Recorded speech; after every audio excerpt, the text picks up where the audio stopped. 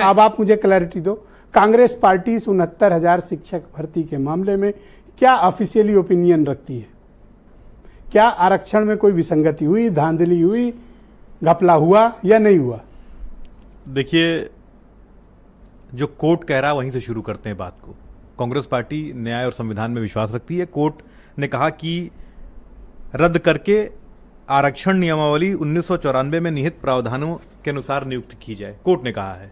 तो इसका मतलब प्रावधानों का पालन नहीं किया गया। तो ये तो आईने की तरह साफ है, इस पे तो कोई डिबेट है नहीं कि आरक्षण के नियमों का क्लैरिटी दी नहीं। मैं कोर्ट में पॉलिटिकल स्टैंड नहीं, मैं वही तो यहां से बात शुरू हुई कि ये जो भाजपा सरकार है ये आरक्षण विरोधी सरकार है, यहां से बात शुरू हुई।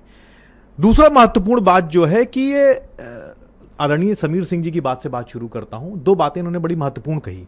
इन्होंने कहा बेसिक शिक्षा की नियुक्तियों में विवाद बना रहता है और इसलिए इन्होंने इस परंपरा को बनाए रखा और खूब विवाद बनाए रखा। एक तो इनकी ये बात। दूसरी बात इन्होंने कहा जो होना होता है वो हाईकोर्ट और सुप्रीम कोर्ट चला जाता है, तो इनका मतलब हाईकोर्ट और सुप्रीम कोर्ट पर इनका भरोसा नहीं और लोग जाते हैं उससे उनको पसंद नहीं है। तीसरी और महत्वपूर्ण बात पर आते हैं। दिसंबर 21 में योगी आदित्यनाथ जी ने भी और उस वक्त के बेसिक शिक्षा मंत्री सतीश द्विवेदी जी ने कहा कि आरक्षण में गड़बड़ है। क्यों कहा ये भी समझ लीजिए, क्योंकि मार्च में चुनाव थे। तो चुनाव के पहले इस बात को खुश रखने के लिए एक मैसेज चला जाए, इन्होंने कहा कि साहब गड़बड़ हुई है। चुनाव बीत गया, उसके बाद लड़के चिल्लाते रहे, यहां तक कि मार्च 23 में सिंगल बेंच में ने फैसला दिया था कि आरक्षण में गड़बड़ी हुई है, लेकिन नहीं माना इन्होंने। क्यों? क्योंकि जुलाई 23 में योगी जी ने फिर कह दिया कि नहीं साहब कोई गड़बड़ी तो हुई नहीं है, हमने तो सब सही किया है। जबकि सच्चाई क्या थी? सच्चाई यह है कि 27 के बजाय 3.86% रिजर्वेशन दिया गया ओबीसी को और 21 के बजाय 16.2% दिया गया एससी को। ठीक है ना?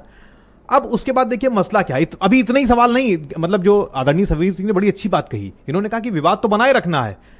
मैंने बीच में रोका नहीं, मैंने एक चीज मैं बता दूं, जो बात मैंने नहीं, अरे अभी आप विवाद बनाए रखना है, संविधान में विश्वास नहीं है, नहीं इस तरह की भाषा मत बोलिए। आप अपनी बात कहो। समीर सिंह ने कहा, आपने कहा मुझे आपकी बात का जवाब देना है। झूठ बोल रहे हो भाई, मैंने कहा इसका समाधान किया। आप झूठ मत बोलो, आप झूठ मत, उनका नाम मत ले, आप अपनी बात